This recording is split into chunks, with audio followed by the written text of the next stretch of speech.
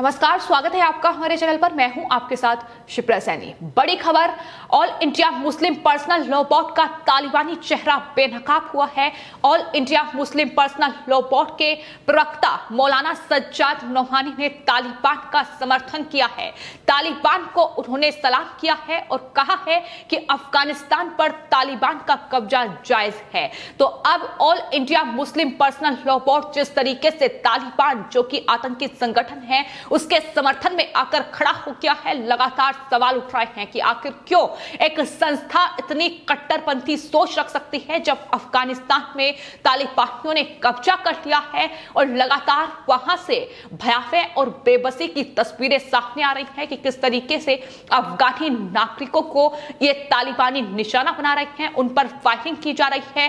सुरक्षा एजेंसियां जो कि वहां दूतावास की सुरक्षा के लिए तैनात हैं, उनके हथियार तक छीन लिए गए हैं और लगातार तालिबान का यह तांडव अफगानिस्तान में जारी है। लेकिन इस बीच हिंदुस्तान और दुनिया में बैठे कट्टरपंथी और तालिबानी चेहरे अब तालिबान की तारीफ कर रहे हैं। और अब समाजवादी पार्टी के सांसद शफीकुर रहमान वर्क के बयान के बाद all India Muslim personal law board के जो प्रवक्ता हैं मौलाना सज्जाद नोमानी, उनका बयान सामने आया है। उन्होंने तालिबान के समर्थन में अपना बयान दिया है। मौलाना सज्जाद नोमानी ने तालिबान के हौसले को सलाम किया है, जिसके बाद अब लगातार सवाल उठ रहे हैं। कड़ी आलोचना जो है वो मुस्लिम पर्सनल लॉ बोर्ड की हो रही है। दरअसल मौलाना सज्जाद नोमानी का एक वीडियो सामने आया है जिसमें वो खुलेआम तालिबान का समर्थन कर रहे हैं। उनकी तरफ से यह कहा गया है कि वो तालिबान को सलाम ए मोहब्बत भेजते हैं। बरसों की कुर्बानियों के बाद तालिबान को यह मौका मिला है, न जाने कितनी दुआओं के बाद ये कामयाबी मिली है, ये उनकी तरफ से कहा गया है। इतना ही नहीं, नोमानी ने जो वीडियो जारी किया है उसमें ये साफ तौर पर कहा है कि एक बार फिर ये तहरीक रकम हुई है।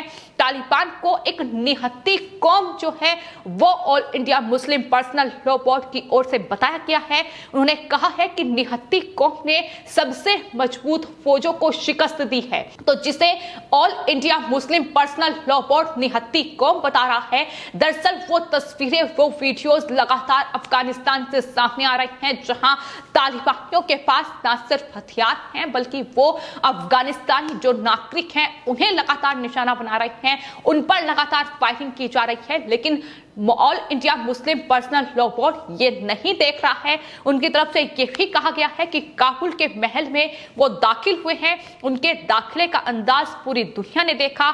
उनमें कोई गुरूर और घमंड नहीं था, बड़े बोल नहीं थे। वो नौजवान काबुल की सरजमी को चूम रहे हैं। तो अफगानिस्तान पर तालिबानियों ने जो कब्जा किया है, अब यहां से जो all India Muslim personal law board के प्रवक्ता हैं, उन्होंने इसके लिए तालिबान को मुबारकबाद दी है। उन्होंने कहा है कि आपको दूर बैठा हुआ ये हिंदी मुसलमान सलाम करता है, आपके हौसले को सलाम करता है। तो खुलेआम आतंकी संगठन तालिबान का समर्थन हो रहा है, वो तालिबान जो लगातार अफगानिस्तान में तांडव मचा रहा है। सबसे बड़ा सवाल ये है कि आखिर क्यों ये कुछ लोग आस्तीन का सांप बने हुए हैं जो हम और आपके बीच बैठकर इस तरीके से कट्टरपंथी और तालिबानी सोच रखते हैं। ये तालिबानी चेहरे अब अफगानिस्तान में तालिबान के कब्जे के बाद लगातार बेनकाब हो रहे हैं। लोग लगातार ये मांग कर रहे हैं कि इन पर कड़ी कार्रवाई होनी चाहिए।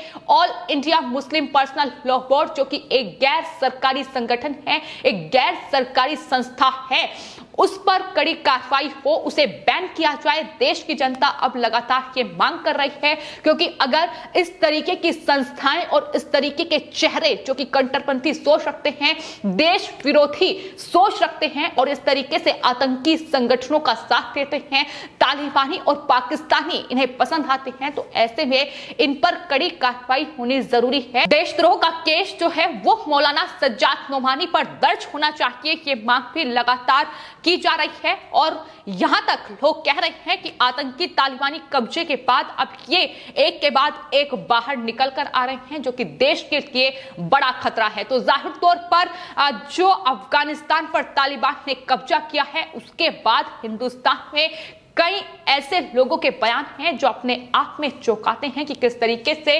अफगानिस्तान में जो नरसंहार तालिबान कर रहा है। लोगों पर जिस तरीके से गोलियां बरसाई जा रही हैं और खासतौर पर महिलाओं के लिए एक बड़ी मुश्किल अफगानिस्तान में आकर खड़ी हो गई है, क्योंकि तालिबानी किस तरीके की उनकी सोच है, किस तरीके के ये लोग हैं, ये साफ तौर पर कई मौके ऐसे आए हैं जब देखने को मिला है। लेकिन हिंदुस्तान में रहकर, हिंदुस्तान में रहते हैं, खाते हैं, लेकिन उसके बावजूद भी कुछ नेता ऐसे हैं जो लगातार तालिबान का समर्थन कर रहे हैं, जिसमें AIMIM के जो असुद्दीन ओवैसी हैं उन्होंने खुलेआम तालिबान को समर्थन किया है और यहां तक उनकी तरफ से कहा गया है कि केंद्र सरकार तालिबान से बातचीत करे। ये असुद्दीन ओवैसी का बयान है, जहां वो वकालत कर रहे हैं कि बातचीत के डिप्लोमेटिक रास्ते तालिबान के साथ खोले जाएं तो आतंकी संगठन से हिंदुस्तान की सरकार बातचीत करे।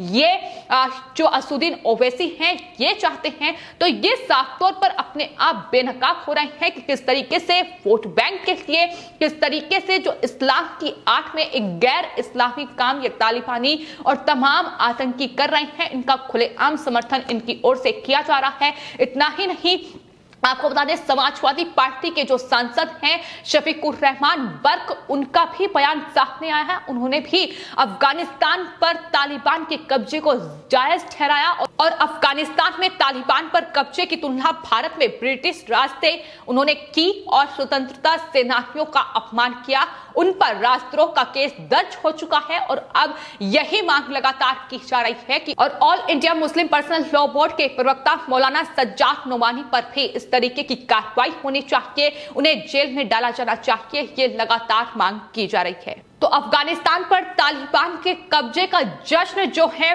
वो हिंदुस्तान में रहकर कुछ कट्टरपंथी और देश विरोधी लोग जिस तरीके से मना रहे हैं, उसमें नेता भी हैं, उसमें मुस्लिम धर्मगुरु भी हैं, उसमें मौलाना भी हैं और इनकी सोच ये साफ तौर पर बयां कर रही है कि किस तरीके से आतंकियों का खुलेआम समर्थन ये तमाम मौलाना कर रहे हैं और किस तरीके से all India Muslim personal law board के प्रवक्ता की ओर से जो बयान दिया गया उसे डिफेंड करते का काम भी इनकी तरफ से किया जा रहा है। तो अब यह बयान अपने आप में all India Muslim personal law board के लिए गले की फांस बन चुका है, क्योंकि इसको लेकर लगातार सवाल उठ रहे हैं और सवाल यह भी देश की जनता कर रही है कि भारत में तालिबान से हमदर्दी रखने वाले सोशल मीडिया पर जो जश्न मना रहे हैं, लेकिन देश में विडंबना यह है कि ये लोग सीए विरोधी प्रदर्शनों के दौरान धर्मनिरपेक्षता को बचाने का दावा कर रहे थे, लेकिन अब ये तालिबान के शरीयत का समर्थन कर रहे हैं।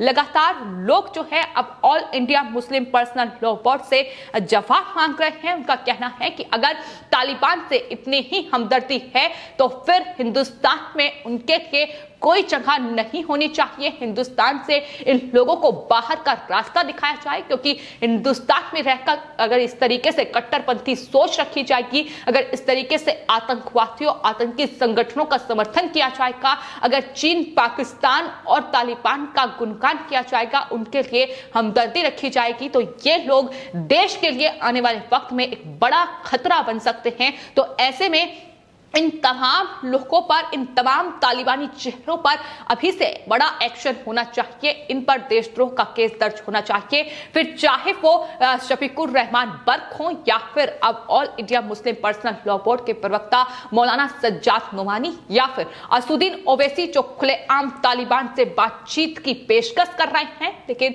आतंकी संगठन से बातचीत तो दूर। वहीं भारत की ओर से कई मौकों पर कहा गया है कि उनकी आतंकवाद के खिलाफ जीरो टॉलरेंस की नीति है और रहेगी। यही वजह है कि पाकिस्तान से भी अब तक भारत ने कोई बातचीत नहीं की है।